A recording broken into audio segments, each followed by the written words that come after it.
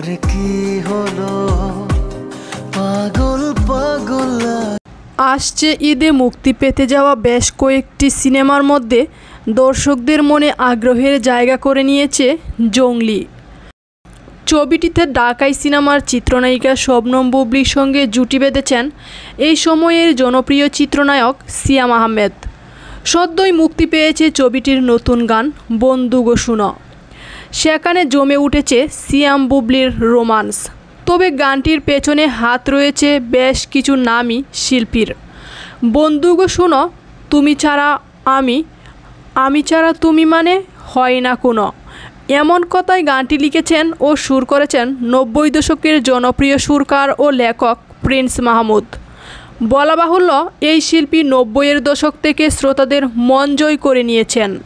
সম্প্রতি প্রিন্স মাহমুদ সহ এ গানের সঙ্গে কাজ করা সকল শিল্পীদের ওপর কৃতজ্ঞতা প্রকাশ করে ফেসবুকে একটি পোস্ট দেন সিয়াম আহমেদ।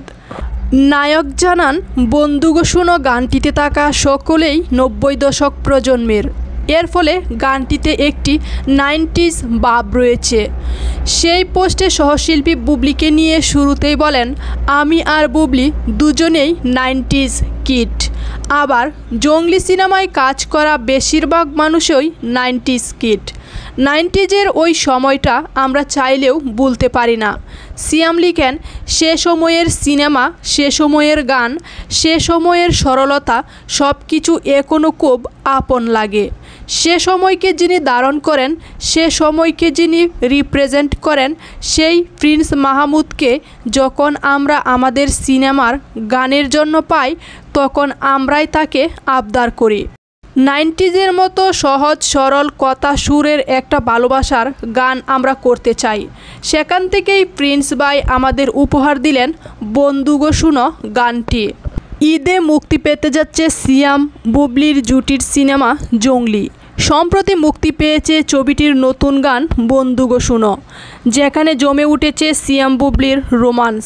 তবে গানটির পেছনে হাত রয়েছে বেশ কিছু নামি দামি শিল্পীর। বন্ধু গো শুনো, তুমি ছাড়া আমি, আমি ছাড়া তুমি মানে হয় না কোনো, এমন কথার গানটি লিখেছেন ও সুর করেছেন 90 দশকের জনপ্রিয় সুরকার ও লেখক প্রিন্স মাহমুদ। প্রচারণার অংশ হিসেবে প্রকাশ হলো জঙ্গলি সিনেমার নতুন গান বন্ধু গো শুনো। টিজারের মতো গানটিও প্রশংসা করছে দর্শক শ্রোতারা। ইমরান ও কনার শ্রুতিমধুর গায়িকীর পাশাপাশি গানের লোকেশান, সিয়াম আহমেদ ও শবনম বুবলির পারফরমেন্সের দারুণ প্রশংসা করছেন নেটিজেনরা।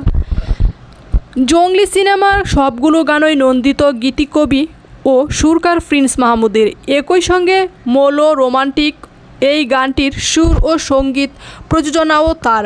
গানটি প্রকাশের পর সঙ্গীতপ্রেমীরা ক্রমাগত গানটি শোনার পাশাপাশি নিজেদের প্রতিক্রিয়া তুলে ধরা শুরু করেছেন।